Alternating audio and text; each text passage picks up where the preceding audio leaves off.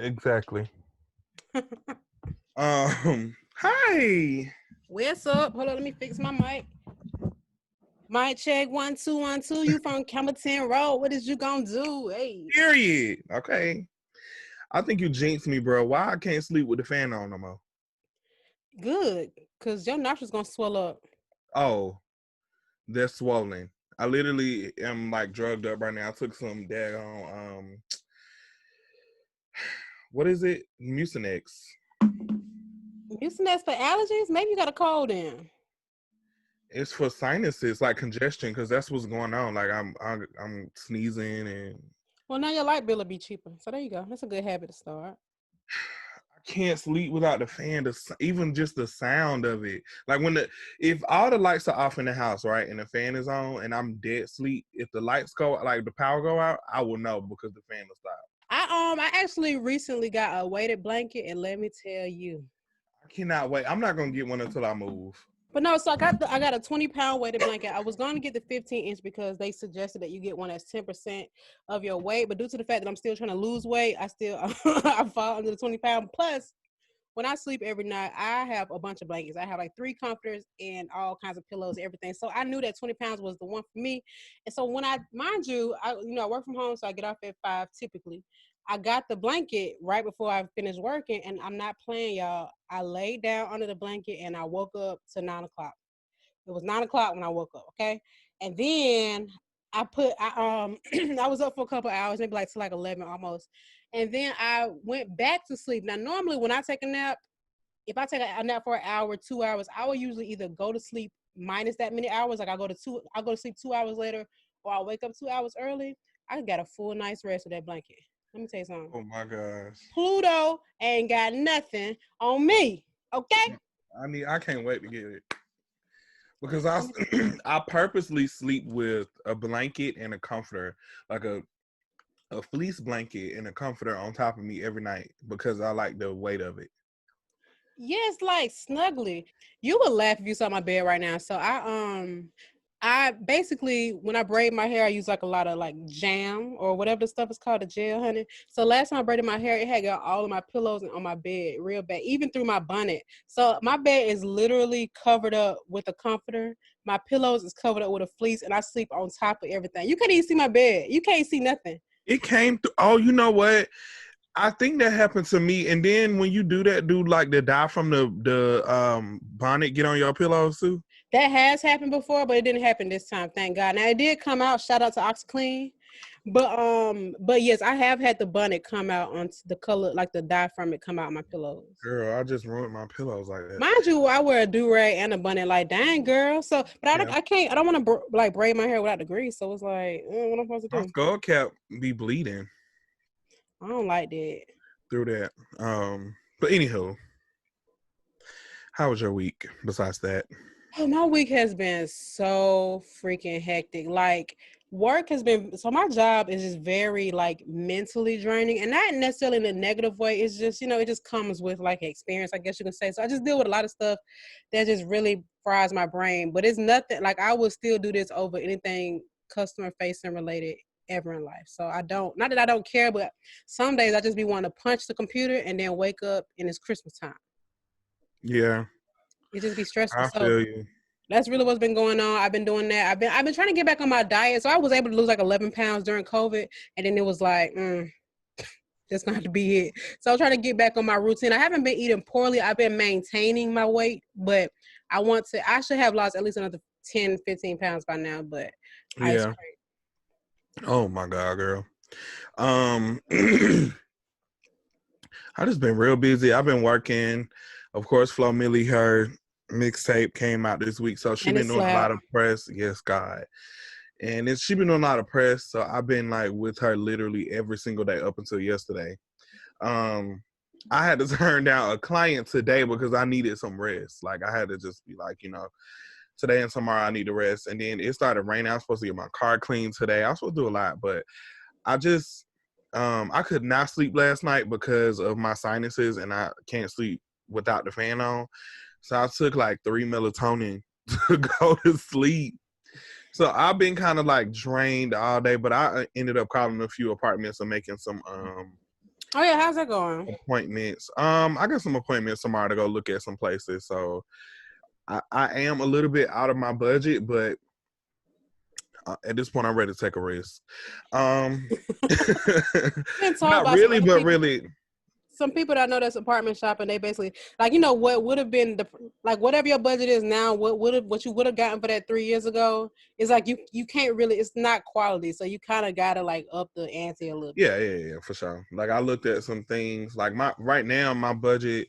If you guys are not from Atlanta or live in Atlanta, like for real, a decent apartment in Atlanta about 6 years ago will run you about $650, especially if you live kind of outside the perimeter. Like I was living in Sandy Springs and also Marietta. I had a 2-bedroom in Sandy Springs, literally on Roswell Road by the highway by 285, literally 10 minutes from both Lenox and Perimeter Mall, and it was $730 a month for a 2-bedroom, 2 full bathroom.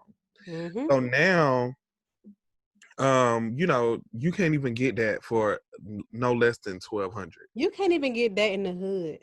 Yeah, even in the hood is up. So it's like my budget has to be. It feels weird, but I know that I'll be able to handle it. But it just feels weird for me to just go from something like, you know, from that. But anywho. Yeah, so it is. It's tough. It's harsh. You know, that was when I moved, when I sold, you know, my condo. I always tell people my mortgage was only $565, and now I'm paying $1,200 a month. Now I can afford it, but it's like, dang, I could have paid 3 mortgages almost with this money. But when you want something that's different, because it's like, if I would have bought this condo I have now at the time I bought my first condo, then I wouldn't be paying this much. But it just kind of comes with the time. It's like, what you gonna do about it? You can't do nothing. Yeah. It's gonna be higher. That's the thing about rental properties too, because what I've been finding is I've been backtracking to some properties that I checked out before, and the rent has been fluctuating. Like, every 3 days it'll go up like $20 or $30, or it'll go down. And I don't like that. And that's the thing about apartments too, because then when your lease is up, it can go up $300, and it's like, what y'all gonna give me a new fridge or something? Yeah. So I mean, when I was living in the Crossing, before I moved to the Crossing, the reason why I moved out of those apartments, it was because I think they raised my rent like $175, and I'm like, and now looking back, that's not even that bad. Like I could have paid $8 something for a 2-bedroom, but girl, at the time I'm like, no. But it's like a whole nother bill that you adding on. Yeah. Hold on. Bahja. Okay. Can y'all hear me? Yeah, we can hear you. Oh, okay. Hey, Bahja.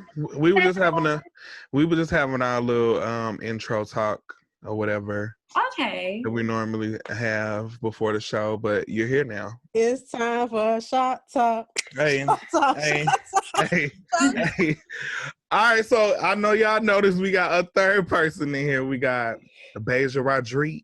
Hi. I love saying Bahja Rodriguez. Her name is Bahja Rodriguez. Yes, I love that. Hi, guys. Yes. Okay, so Bahja, we are entering Shop Talk, which is our pop culture segment of our show. Okay. So Alicia, you said you had something to talk about. I got something to talk about, Hannah. Okay, so what was that last week? That was on the weekend, right? Nah, that was last week. Okay, so last week, I Am Jonathan, who is, I guess he's famous for doing Megan Thee Stallion's hair, right? Yeah, that's how people know him. Okay, so that's how I know him too clearly. But anyway, so he basically did Jeffree Star's hair. Now, if a lot of people don't know, Jeffree Star is a makeup, or I guess you could just say overall influencer. Is it mostly? All I know is he be on YouTube. Yeah, he used to be a music artist, and then he is turned into, like, I guess, a beauty guru, and he has his own cosmetics line. Okay. Well, Mr. Star has a very extensive history with being racist or saying things that are problematic and then doubling down on them and then apologizing and then doing it again and then apologizing but not being genuine about it. So, you know what I'm saying? He done been canceled since canceled been canceled, if you know what I'm saying. Like, nobody can't be canceled more than he been canceled. And so, with that being, and mind you, his apology was just last week, like the week before this. But anyway, Jonathan did his hair and people were outraged about it. And he was just like, you know what I'm saying? I'm here chasing a bag. I got 20 racks for doing this. Y'all do what y'all want, blah, blah, blah. And at first I was like, I don't like that. Yeah. Personally, I just felt like well, you're working with somebody who clearly has expressed that they don't support you or your people, and it's kind of like a slap in the face to work for him, you know, in exchange for, I guess, popularity. I don't really know. I won't say he did it in exchange for popularity, but I will say that he definitely knew that when he was doing this dude hair, it was about to, you know, it was gonna be some stuff. So I was like, so you're gonna do Donald Trump hair? You're gonna do Melania hair? So to me, it's the same thing. But I had a change of heart. So and the reason why, come on with the tea now. The reason why is because I was contacted, and this is what put everything in perspective for me. So I got contacted today by this company for a job. I'm not gonna say who, but they have definitely been on the cancel train recently. And I was like, you probably was looking at the numbers like, listen. Hold on. Now, and I said this to Draco. I was like, call me sellout Sally. I'm on my journey. And I told her, I was just like, you know, honestly, shoot, take the money, because realistically, like I was saying about it before, if it were me and I was put in that situation, honestly, I would do it. Yeah. Like Jeffree Star contacted me today. And you know, and I personally feel a little different than most people about Jeffree Star, because I will say that I'm actually a person that grew up supporting Jeffree Star. You did. And like since day one, like from MySpace. So I grew up supporting Jeffree Star, and I kind of have a little bit more insight than most people do, because a lot of black people didn't really, you know who he was. Yeah, we were not his target audience. Yeah. But a lot of the stuff, now I think that for me, what made me stop fucking with him for real, it was because like just his response to stuff and just like how much of an asshole he is. The videos and all the racist comments, this shit is like over 10 years old. They just keep finding new stuff. So like anytime he apologizes, they go back and they dig deep and they find more stuff. They find more stuff. So I get, and the people that he's around as well.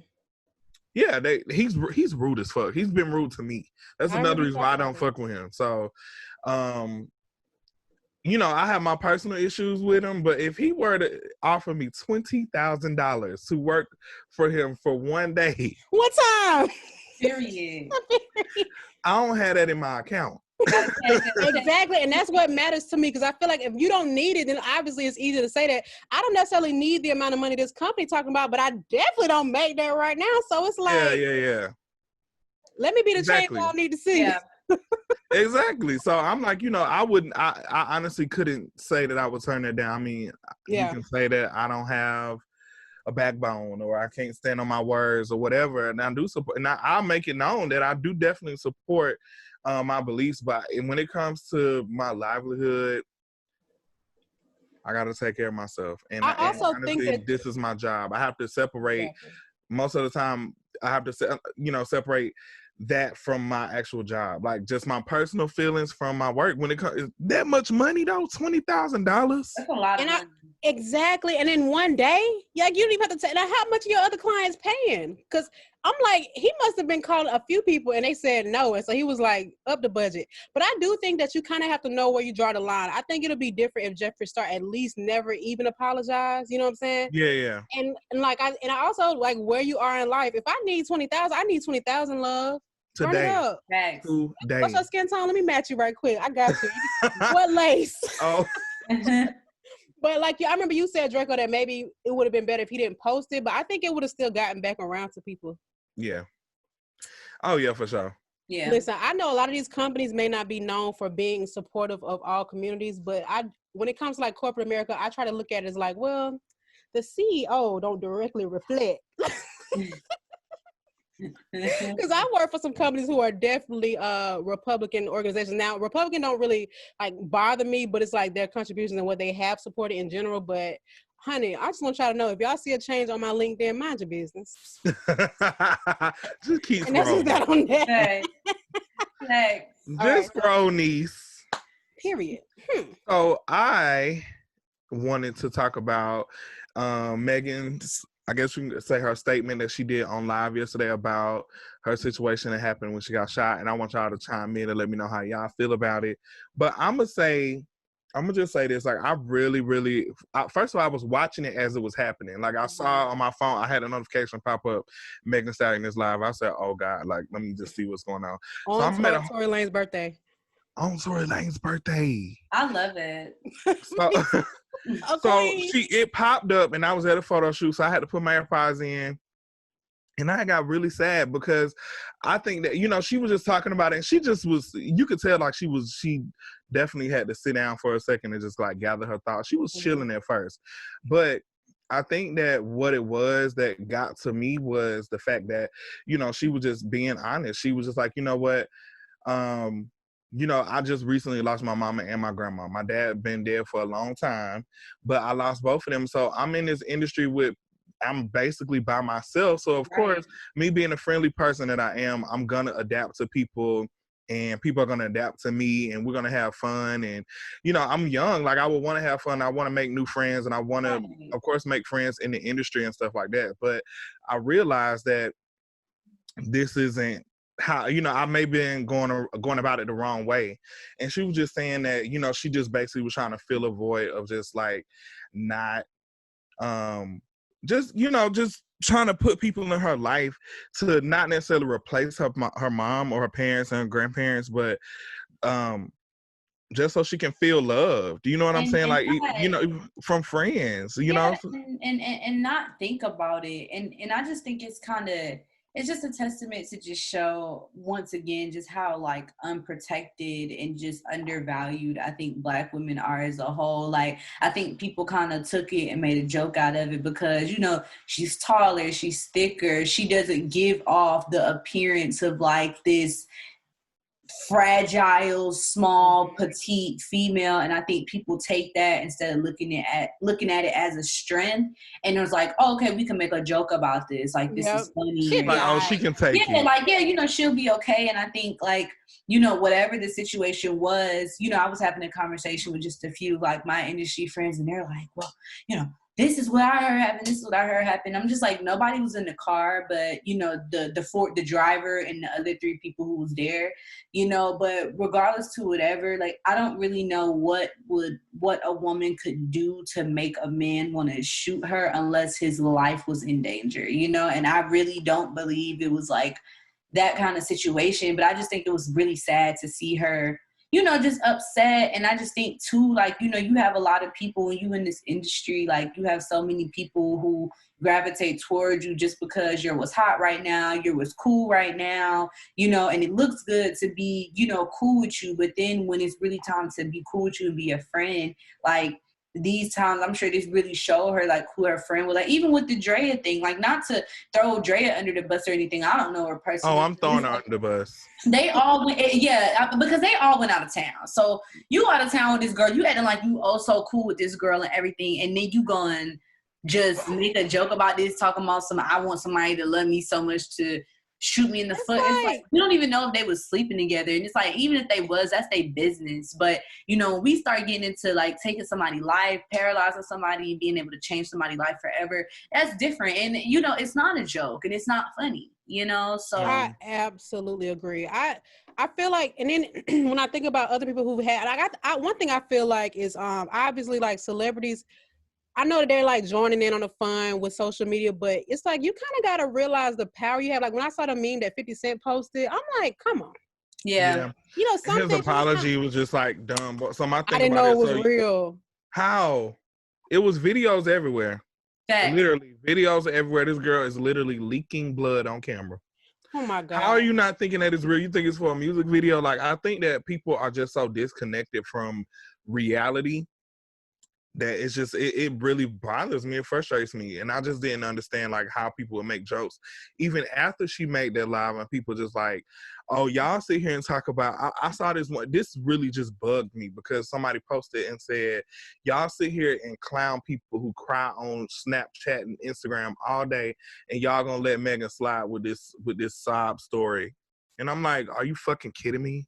She was shot in her feet, in both feet. She was shot with a gun, a bullet. It's scary. Like, I'm sure she traumatized from that shit. Absolutely. Of course. You don't. That's not a normal thing. That's not like a normal thing. Like, it's not that it makes it better, but it's not like she was hit, you know, punched. Like, that is not better at all. But she could have been killed. You know, anything could have gone wrong. You know what I mean?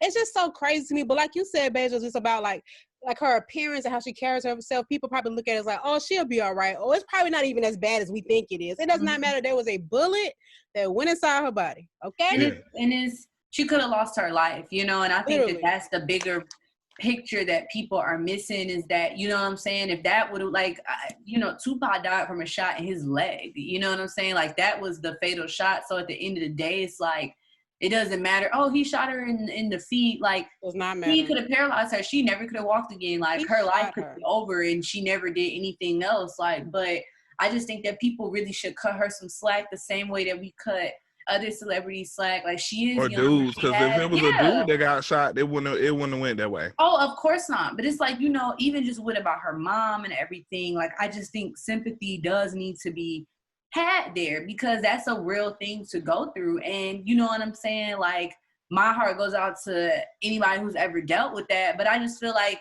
you know, everybody has a different way that they grieve. And I think her way to grieve was like, oh, let me have fun. Let me turn up. She never took a break when her mother passed. She was still like doing interviews, still performing. She probably hasn't even really grieved, to be honest. And she probably doesn't want to, like, be in a house by herself and just kind of be with those thoughts and feel the way that she feels. But I just think it's unfortunate how everybody is just making a joke out of it. You know what I'm saying? I don't think it's funny. I don't think it's cool. Like, and I feel like this is a grown man that we talking about. And at the end of the day, he knew better. Exactly. So I saw a tweet that said the rise and fall of Tory Lanez, COVID-19. Yeah. Point blank period. And I cannot wait to hear the story of what really happened, or what, like, you know, what his perspective, because I know he's gonna have some kind of defense for himself, and you know what's really gonna go on. I guess I don't know if they're gonna make us wait until like the court case, but it'll be really interesting to see. It is gonna be interesting. Yeah, I had to just disconnect from Twitter. I feel you. Oh man, because it was just like it just was triggering for me, just because I can relate to a lot of stuff that she's gone through, and just like some stuff that she's done, and she said she was doing to cope. That was kind of like my way of coping when my mom passed a little bit. And so just to see people be like really insensitive to that type of stuff, it hurt, because I'm like, damn, like I can only imagine how she would feel if she were to see that type of stuff. And I don't know if she saw it or not, but I'm sure, like, if she were to see that, like, that would fucking make her feel like real crazy. I had to just get off, because I'm like, I can't control the way people think and the stuff that come out of their mouth. So let me just remove myself. Right. It's like I cannot even see that. Like, it was just really bothering me. So I was like, yeah, it is bothersome. Let me take a break from Twitter. Honestly, like, I felt like yesterday for a minute, I was like, damn, I feel like I'm doing too much. And then I woke up this morning and I just didn't really even have the urge to go on there, because I'm like, it makes me even kind of nervous to even see what's going on the timeline. Like, I don't even want to see it. Listen, you know, that's why I deleted my last account. I just couldn't take it. Like, Twitter obviously can be very fun. It can be informative, but it's also not a place where you can rely on, like, sympathy or sometimes intellectual perspectives and stuff like that. Like, sometimes it's just like, all right, I can't. This is just too much. Yeah. It was a lot. It was a lot. I'm gonna stop talking about it and lighten the mood a little bit. All right, so Bahja Rodriguez, hi. Hi. So I'm really excited to have you on as a guest, because thank you. I'm excited to, you know, be here virtually with you guys. I know. Appreciate that. You know what's so funny though? I actually enjoy doing this, like, from my room. Yeah, it seems like you would really enjoy. You know, I don't like to leave my house anyway like that. Yeah. I will if I have to, but this is cool for me. Like, I'm fine with this. Like, this is totally chilling. Once I'm done, close the laptop, I'm gonna live room, smoke me some hookah. It is what it is. I ain't gotta get. I don't do nothing. I'm gonna lay down, baby. Yes. I'm literally on my bed right now, so all I gotta do is kick your legs up. Yeah, like, it is what it is. So I'm sleep. I'm just really excited to talk to you about, you know, what you got going on. We both want to ask you a lot of questions. Okay. We have a lot of questions. We want to know more about you. Okay, well, I'm sure our listeners would love to know. Yes, I'm here for it. Well, I'm excited to be here, and, you know. Hey, girl. So, can you give us like a little briefing, just for people who may not know you, like a briefing of like your start in the music industry, and you know. Of course. So I'm, obviously we've said it this whole time. I'm Bahja. I am a R&B singer and songwriter out of Atlanta, Georgia. Well, East Atlanta.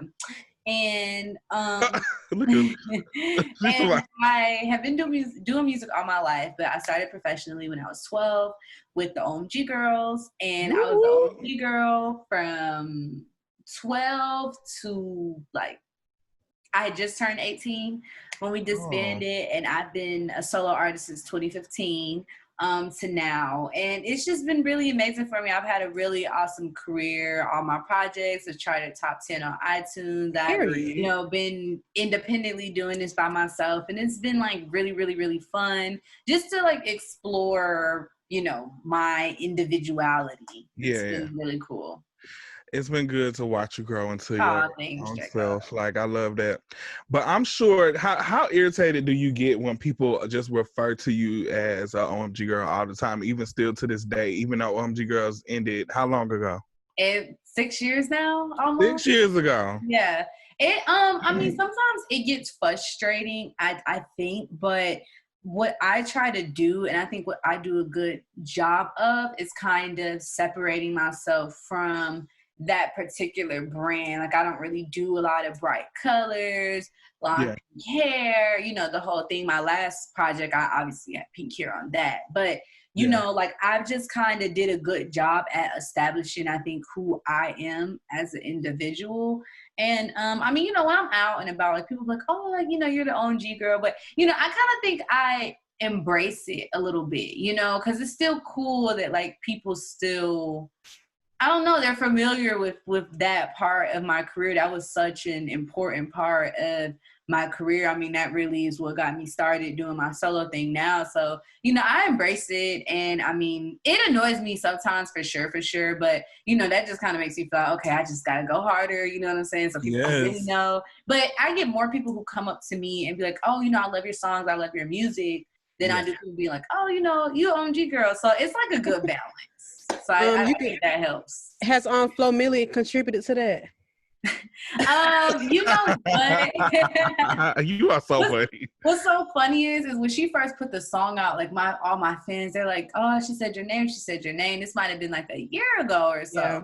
So I'm like, okay, or maybe like, like in 2019, but she might have put the song out a year prior.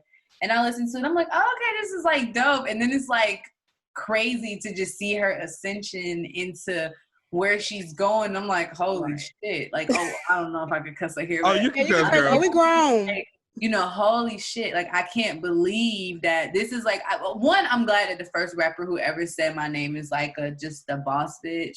Not like just some rapper who's trying to use my name for clout, But, no, I mean, I think it's cool. I think it's really cool. Like, it's just, it kind of is a testament to show, like, even just that whole era is just impact. It's just still so, I guess. Listen, Bahja, I don't even think that people realize, like, I don't even know if y'all realize it, but just how big it was, the big of an impact OMG Girlz were on like Black kids. Oh yeah, I definitely. Like, listen, grown folks too. Now hold on. Yeah, grown people too. I was very grown when when Gucci. Oh, for sure. I used to be like, me and my coworker, we used to remix. We would be like, good. I'm not even gonna do it. But we used to remix a song all the time. And one time she had got a Gucci bag. We used to be like, OMG. No, I remember specifically like I think this was the moment I was like, okay, like for real, this is like some shit. Big deal. Okay. When Beyonce wrote that letter on Instagram. Yeah. Oh my gosh, the sweetest thing. I was like, wait a minute. At first, I had to read it like 6 times. I'm like, first of all, Beyonce had just got on Instagram. That was her. That's what I'm saying. Imagine how many times we read it. And then she's like, oh, y'all gave me my Instagram name. We was like, what the fuck? This is really Beyonce, But I mean, I don't know. Like, I just think it's just cool to be a part of something like influential. Now I look at like Instagram culture and I see everybody with super long hair and it's super bright colored. And I'm just like, I remember when we first started doing that, so many people would just be like, oh, they're too young or they're too grown or this is that and the third. And it's like interesting just to see that shift of culture. It was like, we really were just like, okay, F it, we're gonna be who we are, we're gonna do our hair like this is who we are. And you know, I think it set us apart from everybody else. And I think even now when we see like just girl groups and different girl groups, you could still see that influence of trying to, I don't want to say like, oh, with the color, like we just created the color thing, but you could kind of just see that influence. I think. Yeah, for sure. Yeah, the glitter, the stars, like everything that was a part of y'all's image. Because I mean, you can go to like Greenbrier Mall, and that's what the little girls is looking like. Like little. I still think even to this day, like little kid birthday parties, like the outfits, the tutus with the colorful shirts, and like I remember, I'm sure Hot Topic probably sold 6 million fucking color hair pieces because of y'all. Oh, I ain't never seen so many girls with like little colorful clip-ins. Even my nieces. Yeah. Y'all paved the way for JoJo Siwa. You know, JoJo just knew how to get everything. She got ice cream. My niece loved JoJo Siwa birthday party. Yeah, my niece, she just had a whole JoJo Siwa party. I'm like, this looks like an OMG party. It's so funny. She's so young, she doesn't even remember it. She told me the other day, my niece was like, "You're not famous." Oh my God. Nobody knows who you are. I'm like, okay. Then she came to my show. And she's like, "Oh my gosh, you're like really famous." I'm like, "See, I'm really not that famous." But oh, kids I was there that day too. Like, dang, up and coming. But I mean, you know, I think it's just cool. It's cool to be a part of something influential, something that allow, you know, young Black kids to fully be themselves. You know, even just, you know, Black kids, Black girls, Black kids who are a part of the LGBTQ community. You know what I'm saying? Like, I think we gave a lot of people the courage to just be their like authentic self. I think when people see us, it's like, whoa, you know what I'm saying? Like, oh, this is so bright colored. But it was really cool to be a part of something like that. I really like I know for me, like I started, I've always been like I don't even like to use the word weird because I feel like that's just like retarded, but I'm definitely one of those people who always was different. So, like even as an adult, a young adult, me being from the hood and still kind of being around in the hood, and then I'm changing my hair color often. I'm getting like piercings. Like I got my lip pierced in 12th grade, and everybody looked at me like I was crazy because for one, who the hell get the side of their lip pierced? Like that was not a thing. Not common, right? You know? But I think that seeing like somebody on a larger scale doing stuff like colored hair and just like crazy outfits, colored lipstick. Y'all had like glitter lipstick. And just to see that it was Black kids doing that, and then the fact that it's making other people kind of be more open-minded to it. That really helped with people like me, because it's just like, damn, like I don't have to be, because people always associated like my piercings and color hair and stuff like that to trying to be white. But I'm like, realistically, if y'all actually did y'all damn research, I mean, y'all didn't realize that gauges and piercings in the nose is like African inspired. Yeah, that's what I was about to say. Straight out of Africa, like, you know, like is that not the thing? Like even down to like tattoos and even like that's why I think I have a different outlook on body art and just modifications as a whole, because even people always down in like people with face tats and like tattoos all over their body, but realistically if you just look at pictures of like traditional African tribes, they have that. They have a lot of different lines and all type of stuff on their face. They paint lines, they get them tattooed on their backs, their arms. Like this is all traced back to Africa, even down to gold teeth. So it's like, but you know, we live in the South as it is, so it's like people are so one-sided and they stuck in their way. So when they see somebody doing something different, I mean, like even down to a fucking foxtail, my uncle was just like looking at me like I fucking killed the animal. Mine was red. I'm like, what animal got a red tail? Fake. But he was just like, you wearing an animal on your body? Like, what's happening over here? You know, so yeah, it was a lot going on. But yeah, just to see y'all having like an image that was different from what seen Black girls, because it, you know, it wasn't normal. I love that. I think now it helps me too with just finding my individuality even now, because it's like, okay, I'm not really a fan of like just doing colored hair and all of this. Yeah. How can I still establish my individuality, my lane as an artist without the colored hair? And I think that has probably been, in my solo career, that might have been the most, like the biggest thing, I think, for me. It's like just bouncing back and forth between that. Some days I want to do it, some days I don't. Yeah. But, you know, my album coming out and everything, I'm just like, okay, I want to completely strip down and just give people like real good R&B music, and from a girl who, you know what I'm saying, looks like your friend. Like, I feel like I'm really just like your homegirl down the street who could sing. Like, I'm talking about, you know, relatable topics. Mm-hmm. And, you know, I think a lot of people really gravitate towards that, you know, with me. Yes. Okay, well, we're gonna leave the OMG topic alone now. You know, we definitely. I love alone now. We're gonna leave it alone now, just because I know that you moved past it, but I did want to just kind of touch on. Oh yeah, no, it's totally fine. I you know, that was such a good era in my life. Oh, listen, still listen. Let me tell you something. OMG Girlz was a cultural reset. Let me tell you something. Boy It's Over still gets played in this thing. Oh, thank you. Okay. We appreciate the streams. Daddy still gets played in this thing. Okay. I love, OMG Girlz for forever be in my heart. Okay. Oh, thank you. I have a question. Do you ever feel like you wish you would have started your career like at an older age? Like, do you ever think you might have been famous too soon? And like, since you've changed so much since then, like, has it really made you want to like, if I would have just, did this? I mean, sometimes I think about it. I'm like, damn, like, what if, you know what I'm saying, I would have started later on in my career. But I kind of, don't regret starting out so early, because it's so much that I learned that people my age are just learning for the first time right now, just with contracts, agreements, my publishing, my royalties, just things on the back end that I think a lot of artists don't pay attention to. You know what I'm saying? And I just learned so many lessons there. And I mean, I'm so grateful for my auntie Tamika. She taught me just so many lessons about just keeping my publishing, keeping ownership of what, I create, what we create.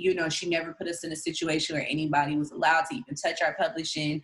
And, I just think that's so important. It's like, I look at certain artists and, just stuff that they're going through with like contracts and, having like a conflict of interest with people working on a team and, stuff like that. And I'm just grateful to have, started my career earlier so I could kind of get rid of all of that stuff early on, because now I feel like seasoned, Yeah, you had a solid foundation too. So that was a good little privilege to be a part of. Yeah, it was. I mean, it was just. It's like, I definitely think sometimes, like, what if I did get famous? I don't want to say famous, but what if I did get recognition?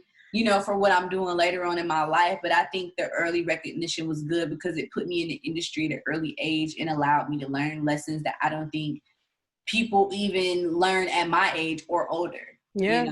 So that was a really cool thing about it. You're right. Y'all have a really strong fan base. Yeah. I still be coming across fan pages. I'm like, wow. Yeah. It's surprising to me too.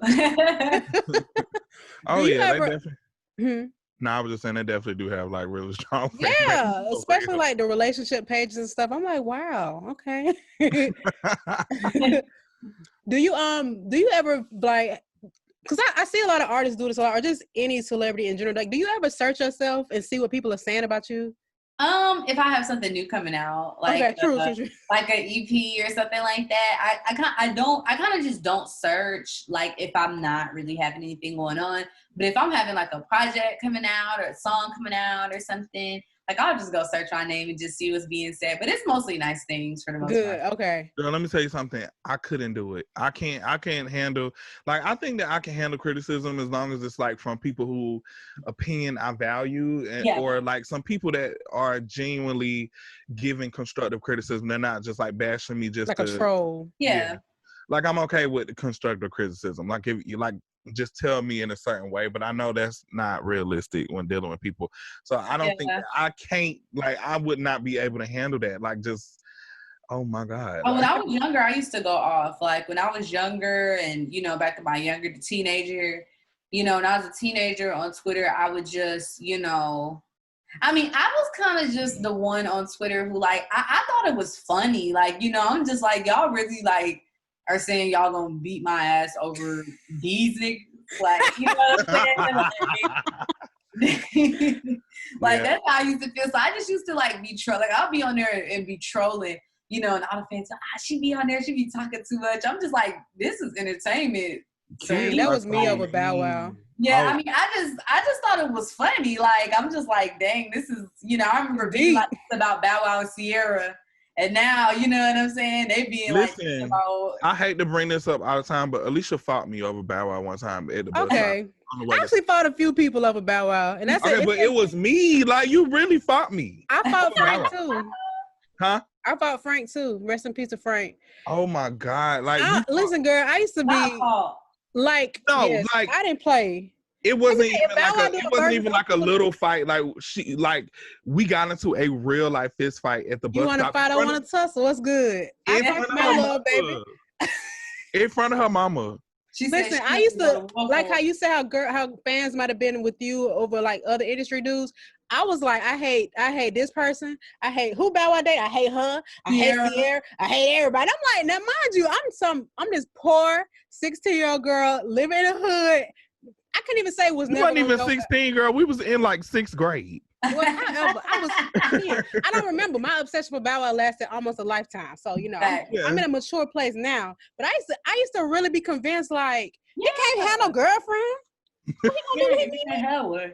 Yeah, that's so terrible. Do you feel? And maybe I should ask you that. Do you feel like being in the industry young, or just being in the industry in general? Do you think that that it hurts people's career, or either make them look bad when they go public with relationships sometimes? I think that it could, if it's like you're constantly doing it, because, you know, when I was younger, like, you know, my little high school boyfriends and stuff, I might like my fans, they remember, you know what I'm saying? Like, some of my teenage exes, I would really say high school, but I didn't go to high school with these people, but they remember, like, you know, my like exes that I've had, or like really they just remember one ex in particular.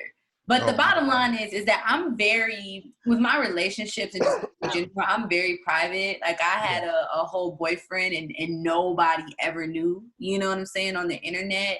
And I think it's cool to come out and, you know, post about your relationship if it's something that you feel like is real and is gonna last. Like, you know, after my last public relationship, you know, I was just like, okay, I'm never gonna post anybody else again. If I have a boyfriend or if I'm talking to somebody, I'm just not gonna post. I'm not gonna say anything. And so, you know, my boyfriend now, this was like the first time that I had ever posted anybody. I mean, in years, maybe like 6 years, 7 years, you know, like, so it's just interesting because now we have like a fan page and fan pages and people are really into it, but him and I are just so private. Like, we're not like, oh, let's take a picture and post it, or you know. So I think it's just depending. Y'all not giving YouTube couple. Exactly. Yeah. You know, he barely even posts. Like, he don't really have no posts. So it's like, yeah. And it's like, we were talking about doing the YouTube thing, and he's like, you know, we could do it, but it's like, I guess our take on it would be more of a cooler take. Like, we're not gonna sit here and do pranks and the whole not, because we actually do industry stuff. So I think it'll be cool for people to see how, you know, he's a producer, I'm a singer, I'm a songwriter, and how the industry and all that stuff just plays into the relationship that we have. Because I met him 5 years ago, you know, and in September we'll be dating for 2 years. Oh, wow. So, yeah. So, you know, I've known him for quite some time, but I say all that to say that I don't really think it hinders. And in fact, like, when I look at somebody like G Herbo and Ari, or, you know, like, just people who are in relationships, it kind of seems like people are into that. Like, people like, they're obsessed with it. I think it's worse. Not worse, but it's like way more impactful now. And I think it comes with like that social media influencer. Like, yeah, it does. Yeah.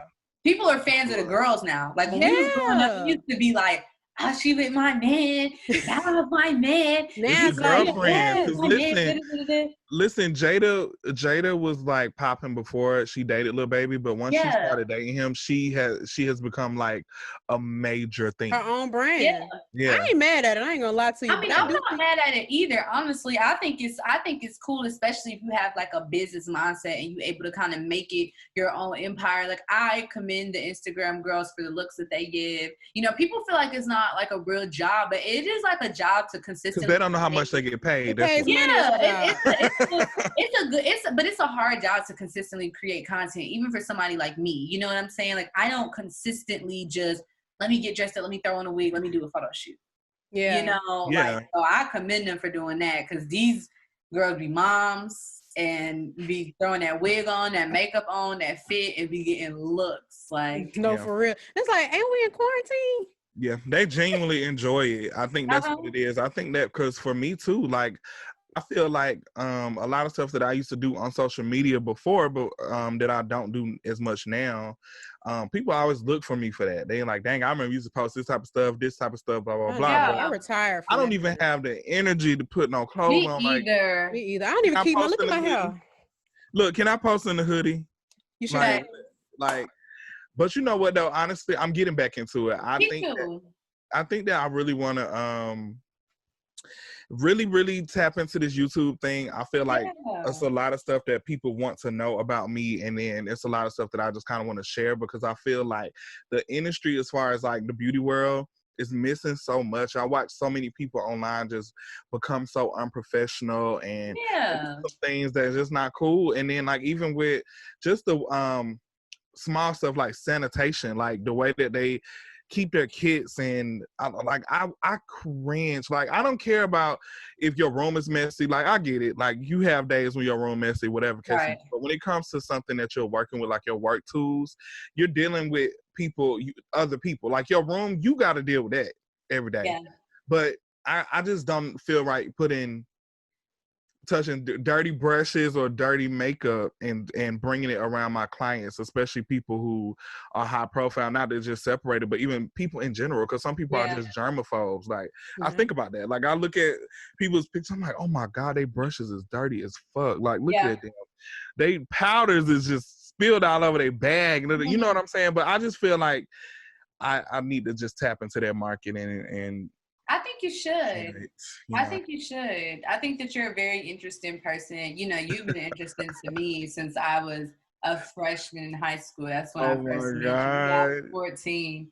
I was like, this guy is so cool. Mind you, I had already been seeing you like just on Media Takeout. We used to go viral and stuff. So this is like actually meeting you. I'm like, Asia, you want to know something so crazy? I wish I could find all that stuff, because people don't know that side of me, but I used to live on Media Takeout. Yes, you did. And I was like that little kid who was on every little internet blog. I used to be on there too. Media Takeout. What was it? Nicole Bitchy. Yeah.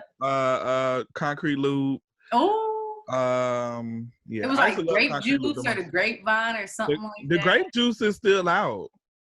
Oh yeah, they kind of doing. They kind of did like a nice little. They sustained, but Media Takeout is done. They're over.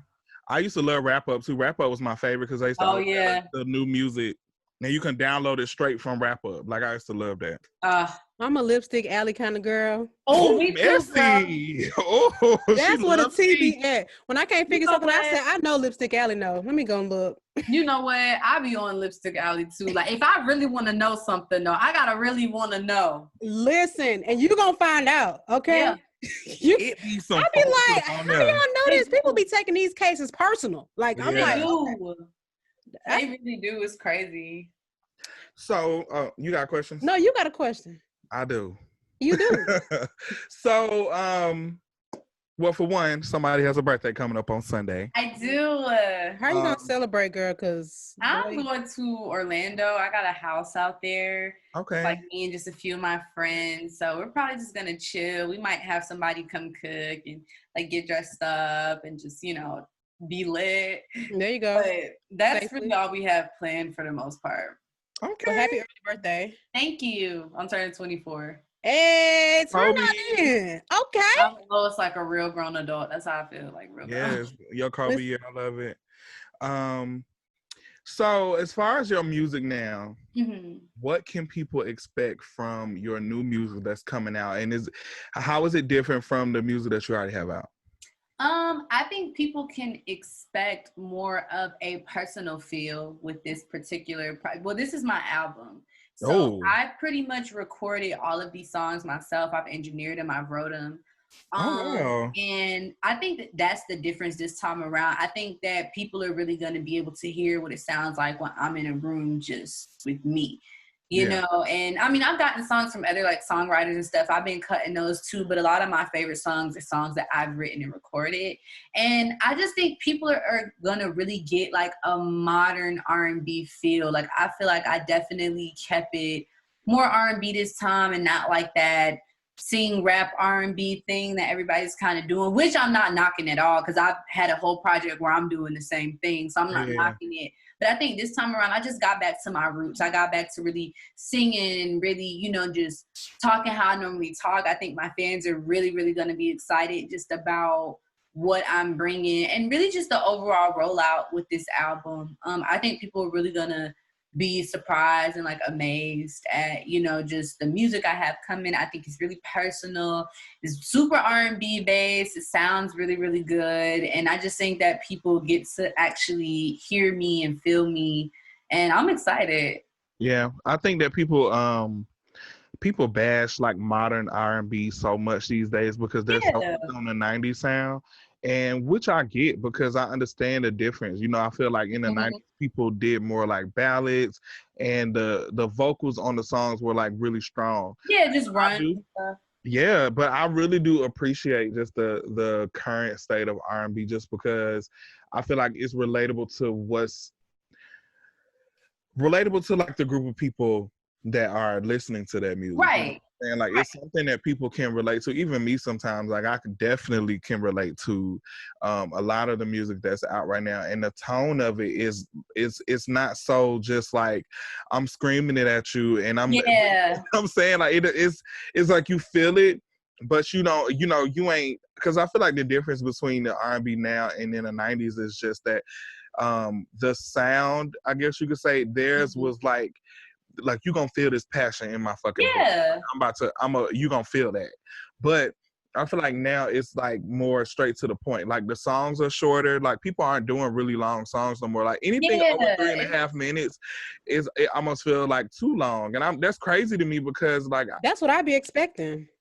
Yeah. I be expecting that too sometimes, but even like I was listening to somebody recently and they had like a 4.5 minute song and I'm like, this not long, like it's still long. Like, I think it's like a lot of times people who listen to 90s R&B when it was first dropping kind of forget that the people who are doing R&B right now, that is like what we came up on. And I think that music over time, it changes and evolves so much. The R&B, the 90s R&B that we're hearing is not the same R&B that they were doing in the 80s. You know, it wasn't the same R&B that they were doing in the 90s. So I think that it's like we have a constant evolution of music throughout, you know, the years throughout the 70s, 80s, 90s, 2000s. And I think it's going to be a different wave that comes to the forefront. And that's going to make us feel like, what it is. I don't know about you. Know, we don't know what that is. 2050 is gonna be like, I love you. What kind of SpongeBob shit is that? But I just hate when people be like, I don't like this new music. It's like, shut up. Like it's not supposed to sound the same. But then when it sounds the same, y'all gonna be like, I'm so tired. She's trying to be like this person, or you know, it's definitely a struggle. But I think that's just like, every artist came and made their own lane and did their own thing. And then I feel like we have people like Summer Walkers, like the Hers, Janae, and, you know, Ella May, and like girls who really can sing, but it's still their style. And I think that's now everything is not like, oh, you have a label behind you and they give you these records and you're doing it. You have this whole like generic image, whereas now these girls are really coming to the forefront. Well, I don't want to say girls, but these women are really coming to the forefront. Like, hey, this is me. You know, this is who I am. This is the type of music I make. This is how I want to look. This is how I want to sound. And it works. I think people like, and just women in general, like we don't want to see the same thing, the same mold of a person, or I think we have so many different options of just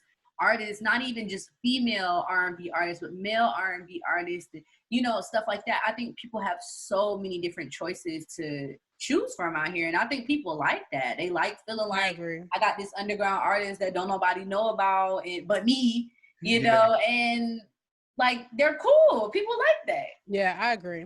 I think that comes, I always say stuff like that. I think things have become more accepting to be different because of like social media, because now artists are on the internet, they're showing who they truly are, and people, we're in an era where we want everything and everybody to be accepted. So it's like, you don't have to fit this cookie cutter type. Like you can be, like when you see Summer Walker, you don't really think, and she started singing, you're like, hold on now. Yeah. Then you find out she danced. She just doesn't really like meet the mold or what you would expect if you read about her on paper. Like, but she's extremely talented. And people probably back in the day would have told her she didn't have the look to be an R&B singer. But oh, of course.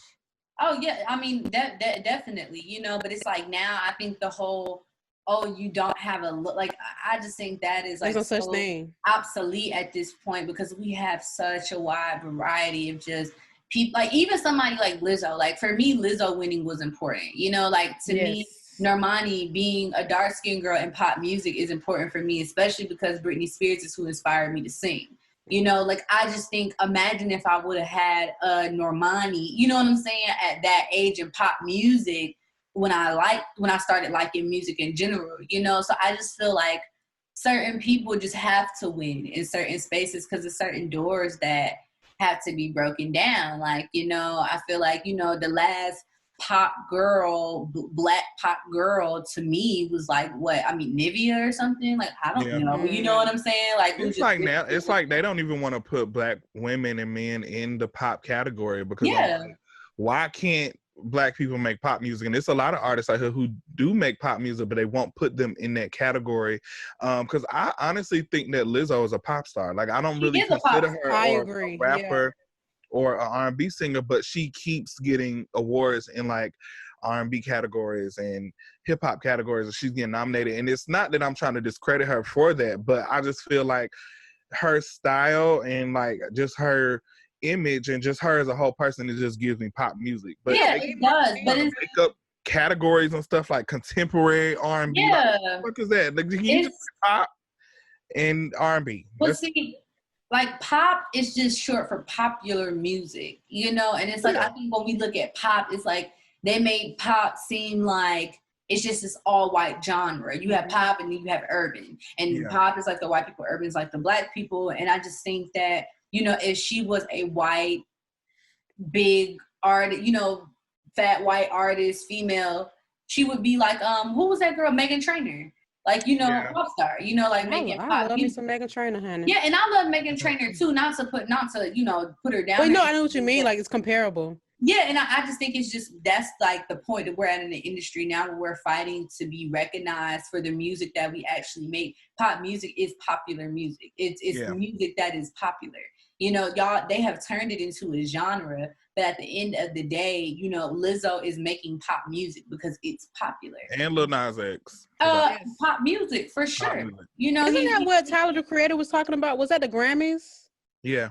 When he was talking about being considered like alternative or something like that. I can't even remember. Yeah, they keep, because the thing is, they won't even, it's like y'all doing everything y'all will not to put these black people in these categories, but this is just what it is. Like, you can't keep making up categories talking about alternative R&B, contemporary R&B, da-da-da. It's either R&B, pop, like, they keep making stuff alternative. Well, my alternative to R&B is gospel, so can I alternate between? Like, exactly. So I want to know, okay, so when we were talking about, like you mentioned earlier, like even with the Megan thing, like when you are what's hot, like people gravitate towards you, they want to be your friend. Yeah. Like, do you feel like as you became a solo artist, do you feel like people like didn't, like, they try to like gravitate away from you? Do they feel like, oh, she's doing something else now? Like clout chasing, and they kind of, I don't know. And what am I trying to say? Basically, like, did you lose friends as you started becoming independent, like an independent? I definitely did. And when I say lose friends, I don't even think it was losing friends, but I think at that point in my life, I was just in this period of like self-exploration, right? And so you start finding different people to be friends with, different people to link with and be cool with. And, you know, I definitely think some of my friendships changed. I don't think that I lost them, but I think the dynamic of the friendship changed. And I actually gained new friendships when I did, you know, go solo and start branching out on my own. Like, pretty much my whole team, they're all my best friends, you know, like it's Bree, Kyron, and Damar, and I met all of them. I mean, I met Bree while I was still in the group, but Kyron and Damar, I met them when I was out of the group, you know, and it's just like interesting to see kind of how like when one door shuts, another opens, and you find people who align with your vision and who really, you know, just love you and believe in you. Not saying that my previous friends didn't or anything, but I just think the dynamic of certain friendships definitely change when you're trying to figure out like who you are and like just your place in this world, you know. And it was like post OMG Girlz, it's like, okay, who the fuck am I and where do I really belong, you know? And I kind of just, I guess, just wiggled my way in there and found my own way. That was very well said. Whenever I talk about like friends that I've had in my, like, I would say like my high school years and then like college and now, like I didn't really lose them as a friend, but my interests changed. I changed. Like I learned more things. I started getting exposed to more things. Yeah. And we're still cool, but like what I have going on right now is not really their like wheelhouse. So it's just, you know, this is just a part of natural growth. Right. Yeah. And I think that one of my biggest pet peeves is when people don't grow. Like they intentionally try to be that person. Like I don't like hearing people say, "Oh, I'm still the same person from so and so." And in my head, I'm like, that's not a good thing because if you saying that you still the same person that you were from high school, like in certain aspects, I get it, but realistically, like you should want to like venture out.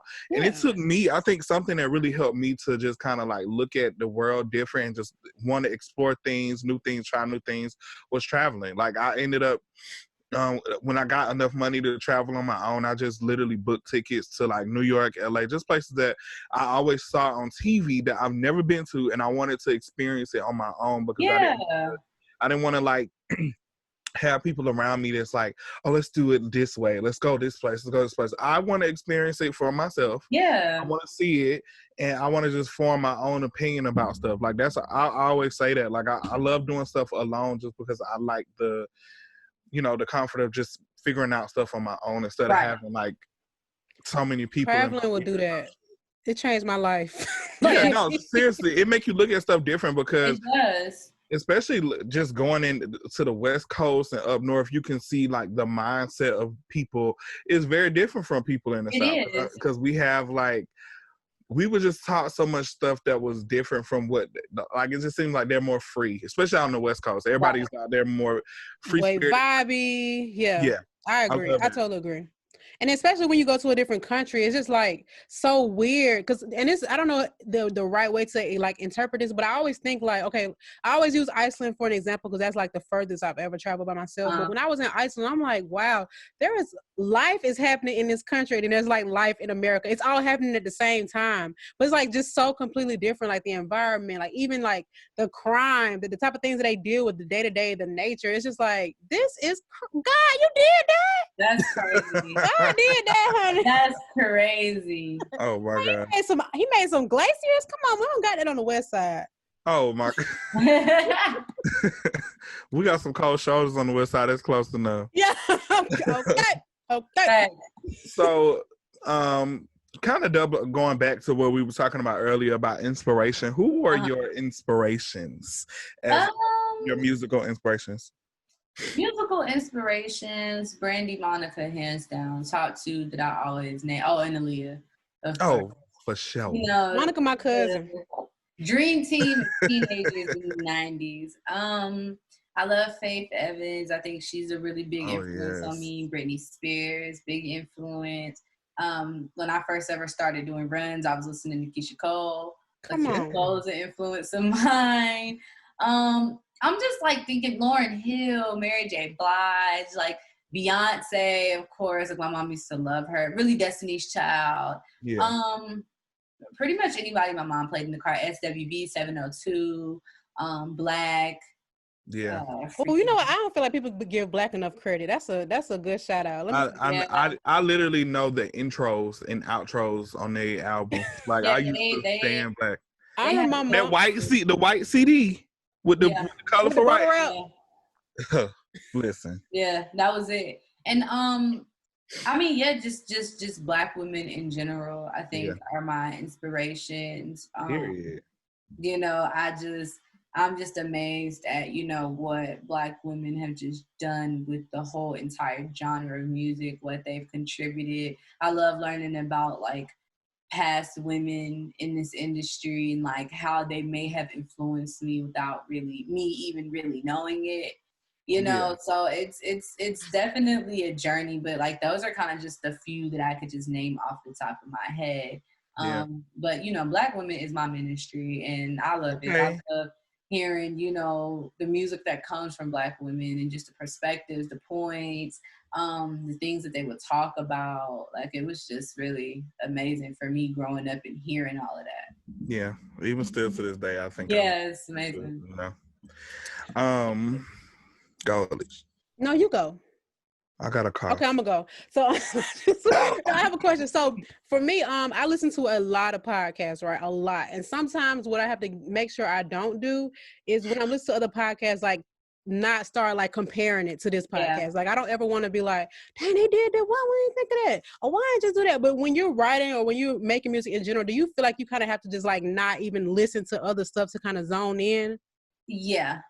Yeah, I'll take a break. Sometimes I like to keep myself current just to know like what my peers are doing. I feel like it's important for me to still be a fan of my peers and still listen and still engage. But I definitely, when I'm recording a project, I definitely try to kind of shut my ears a little bit to just new R&B music, just to kind of make sure I'm not sounding like anybody. Really, I think that's my biggest reason for doing so. Not like, because I don't want to hear it, but really just because I don't want it to sound similar. Like, you don't want it to skew what you're about to put out. Yeah. I think when people hear my music, they're not really able to compare me to anybody else that's out. And I like that. And I think it just comes from me not listening to other R&B singers who are my age and in my age group and my, you know, peer of, you know, industry people.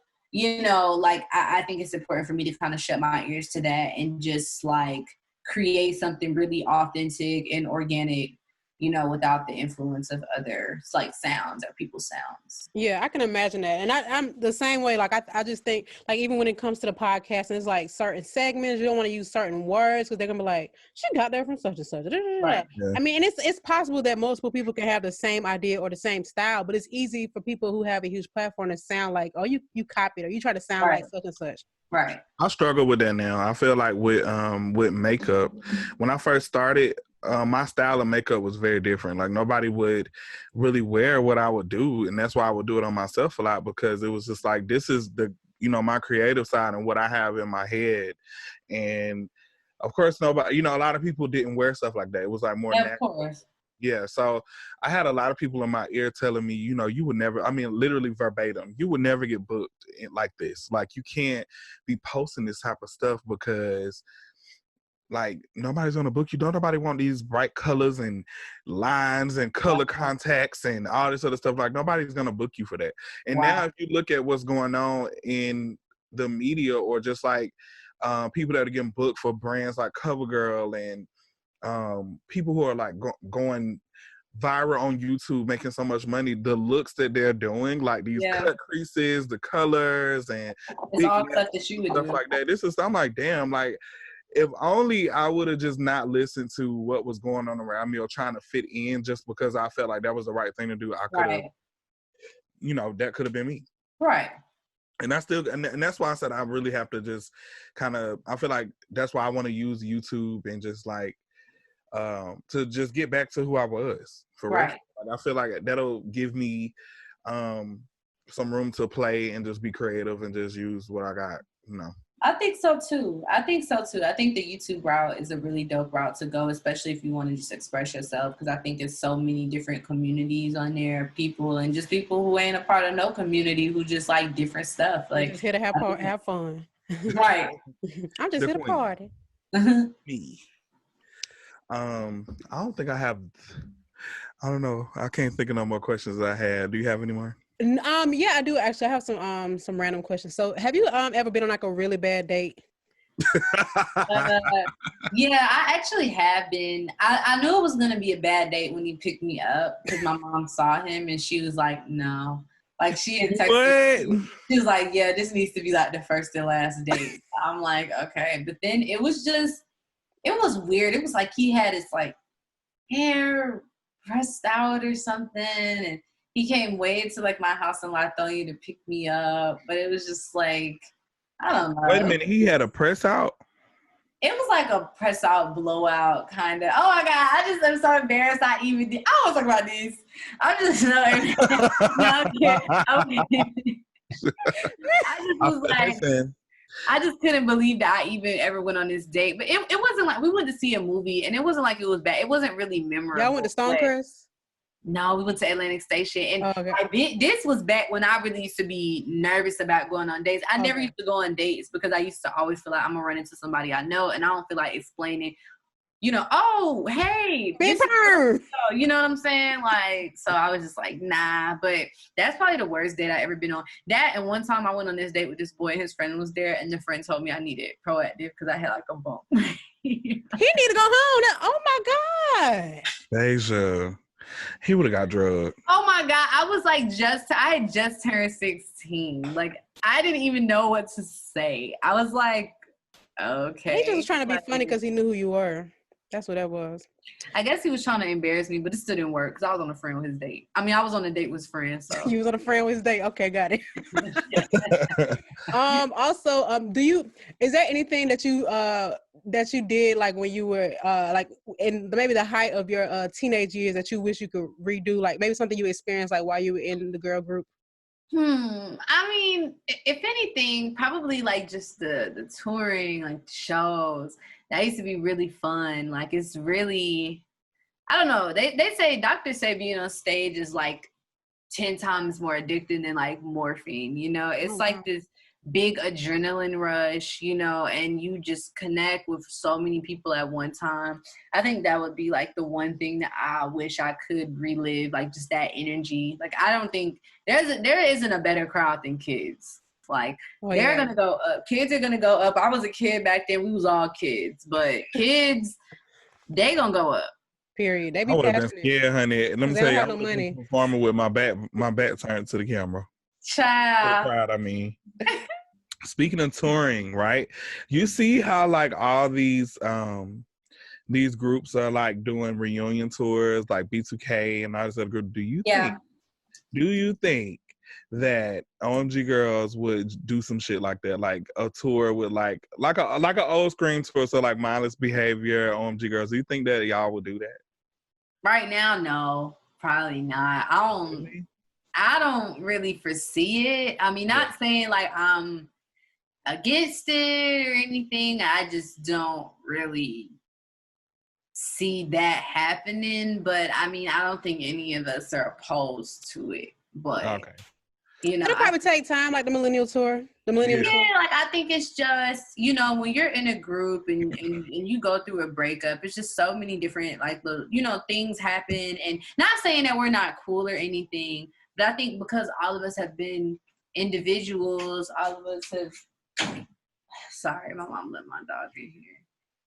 I think because all of us are, individuals now, I think coming back together and being a unit, because we haven't been a unit for so long, we definitely would just have to like figure out that dynamic again, and I don't know. I think it would be interesting to see. I would love to see it, but I don't know. We just have to like see. I think it would be cool to entertain though.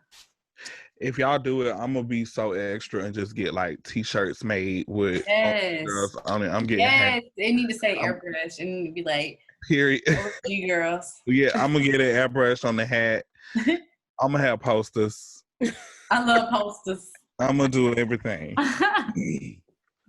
So, is there anything that you want to do outside of music, like any business ventures or just any kind of hobbies that you have that you really feel like you wish you could dedicate more time to? Yeah, I mean, for me, I really, really am into like just the business side of music. I eventually want to start my own label. I've always said I want my own girl group. I really have said I wanted to do like singing lessons and stuff like that. And actually I want to write a book. I'm gonna start writing. I'm gonna start writing my book once my album comes out. But like, I'm gonna write a book, and like, I really like to read, so I think being an author for me would be like the next step. But I mean, that's really it. Like, just being an author, being like a real CEO. I mean, I'm already a CEO of my business, but like just a CEO and really like helping other people's careers. I think that's something that later in my life I would really dedicate my time to, is just helping other people's dreams come true, and like coming up with a label where I could protect my artists. Like, I would give them good deals and not, you know, fuck them over in the paperwork, and just kind of prepare them for where they're about to go. So that's like a few of my goals. Yeah. If you do the book, can you make sure it's on audio book? Because I have a short attention span, so I need to listen to it. Okay, I'm gonna be reading it. Yeah, can you just read it? Just, you know, no, I'm just playing. I'm gonna read it. I don't think we're gonna hold you. We're not gonna hold you for too much longer. Okay. Before we go, we do want to go ahead and have you talk about your Black business that you wanted to talk about. Yes. Okay. So my Black business that I really, really love and support. She's a Black girl. Her business is called Ice Cream Rolls. Ice Cream. Yes. Yeah. I went and I visited her ice cream shop, and it was just her family and just, you know, her whole thing that she has going on. It was just like really inspirational, I guess, to see like another Black female who's like around my age, kind of like having this business and really running it, you know. So I think if you're in Atlanta and you're in your underground, you definitely should go to Ice Cream Rolls. They have the roll-up ice cream, and it's cheap. It's cheap. It's a good price. That's why I like it. You know, people always think Black owned means overpriced, and it really doesn't always mean that. You know, you just have to find like people who are really serious about their business. But the ice cream's amazing, and the whole ambiance of her shop is awesome. I'm sure Alicia is gonna go because this girl is obsessed with ice cream. She eats ice cream every day. I love ice cream, but what's funny is I was just talking about this place in my group chat with my cousins, and I think the owner, she went to Doug and she went to Clark Atlanta. Like, this is like very Black owned. And they have that swing in there. Listen, I'm going. And I took pictures in there. I loved it. Her mom, I think her mom was in there when she was in there. Her mom was in there. It was like, come back and see us. I was gonna do my niece's little birthday party there. Yes. So cute. Oh, that's so cute. Yes, it's so cute. It's so cute. Now, is it upstairs from underground, or is it like in there? It's like upstairs. So you park on like the side of the street, and then you just like walk. Like, okay, so I was trying to think about how to do. So basically Uber. Gotcha. Yeah, Uber. Because you know how downtown is over there. Oh, you got to go. I'm about to go when they open. But it's literally on my list. When you said, that's why I got it. Like, oh. Go on a weekday. Okay. So it's like chill. Maybe I'll go Thursday. Yeah. Yes. Okay. Ice Cream Rolls. I'm going to tag the information in the episode notes. Thank you for shouting them out. Because it's just so funny you just said, I kid you not. Yeah, she's dope. She's really cool. They have a peach Bellini ice cream with like the alcohol in it, and then it's like real peaches, and she rolls it. It's so good. Say less. No, that's exciting. Okay, cool. Thank you. Girl, you got me excited like I can go right now. She closes at 6. Oh no, I'm in the house. I just got some ice cream from Publix. Yes. I love the Talenti gelato. I think it's so good. You know, so I got the Jenny's. Have you been to Jenny's before? I haven't been to Jenny's, but my brother was telling me like it was really good. They sell it in the store. It's a little high, but let me tell you something. It's pricey, but it's good. I like the almond brittle. I like the gooey butter cake, but that's not a Black owned business, so we gonna freeze that. You did what I'm saying? Freeze them. Thank you, Bahja. This was fun. Oh, thank you guys so much. I really appreciate you for coming on the show today. Oh, no problem. Thanks, y'all, for having me. I'd love to like come back on when my album drops and we could talk about it. Yes. You know, just see, like, get some opinions, see what you guys think. I think it would be awesome. But thank y'all so much for having me today. Oh, no What's problem. your social media handles? Okay, it's at Bahja Rodriguez. So BAHJA and then Rodriguez, but with a G, not a Q. Got it. What today is? What today is? Tuesday. So it'll be out. I'm gonna finish editing it tonight. It'll be up tomorrow. So okay, thank you so much. I appreciate it. I'm so excited. Thank you. All right. Thank you guys so much. Y'all have a great evening. You too. I gotta go get my life together with these. Yes, I'm about to go. I'm finna eat me something. It's gonna be lit. I'm about to have some ice cream. Yeah. Oh, girl. All right, I'm about to hit stop.